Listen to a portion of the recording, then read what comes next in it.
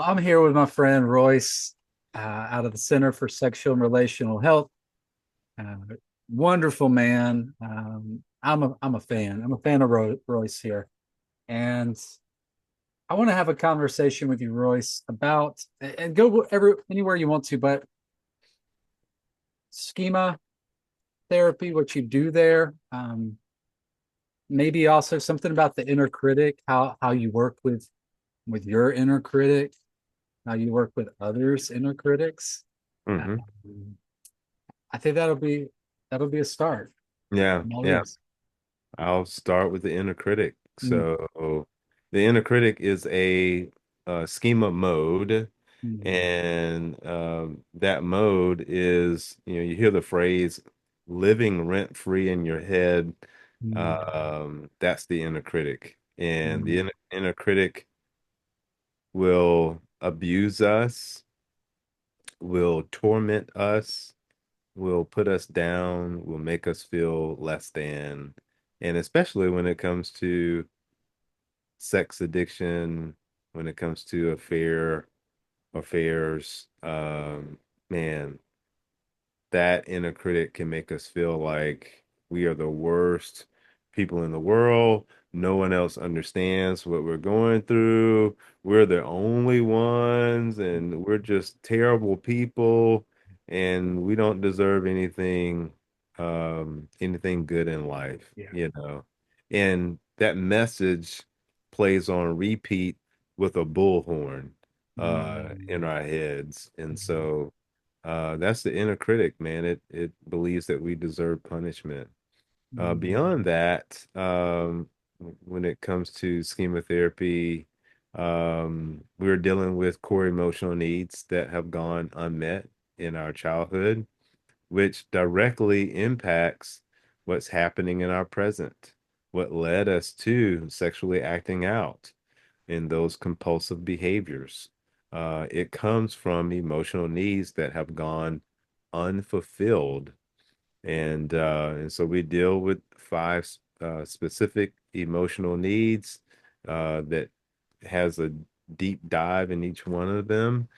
And we look at what schemas have developed, which are basically cognitive distortions, mm, the way that we see things, but we see them with blinders on. We don't get to see the 360 perspective. Uh, mm, and then we look to repair those unmet needs by looking at those those schema modes. And there are many schema modes. I mentioned the inner critic.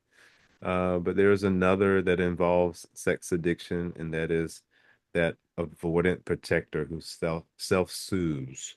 And self-soothing is big when it comes to sexual addiction, um, mm, and and or affairs, but mm, not to leave out overcompensating and being this compliant surrender, this passive resistor, that we mm, call mm. it.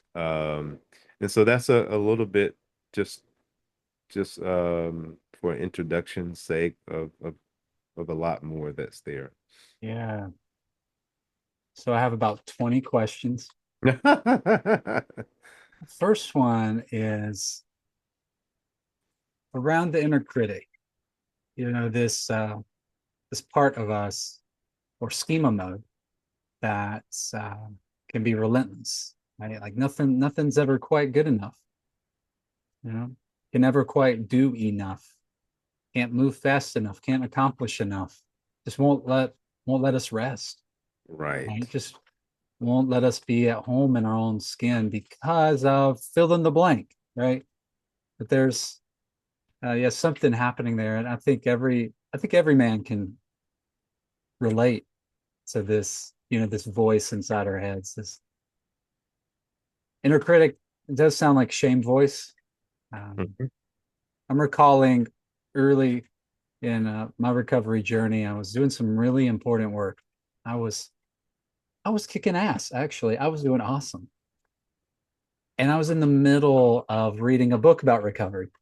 Wow. And the prompt in the book said stop.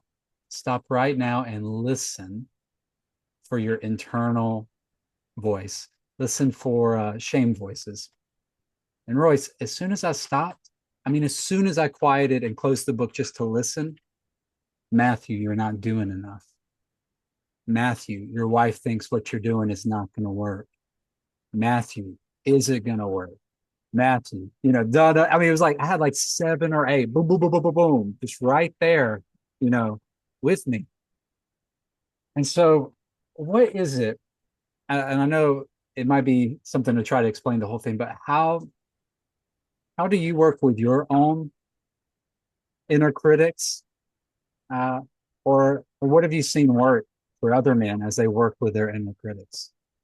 What we do in schema therapy is we seek to shame that critic and get rid of that critic uh, because the critic has really no place in our lives. This is not Mm, helpful at all. mm, And so in therapy's sake, we do that through multiple exercises from imagery to chair work and dealing with um, um, situations or people that we need to deal with in therapy, mm, in homework exercises as well, and looking at those, like you listed, those shaming statements.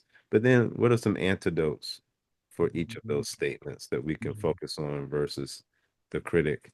For me, myself, man, I really work on that for myself spiritually, through a lot of prayer, different types of prayer, mm, scripture, but also having people in my life and talking about my um, my own personal shame and getting help from others, mm, and mm, mm. because we all need we need those supports in our lives, Yeah, not just doing it on our own.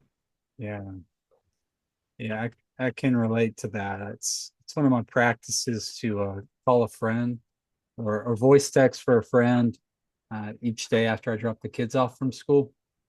And Mm, it's usually 5 minutes of me talking, and it's not necessarily a shame or inner critic check-in, but it's mhm.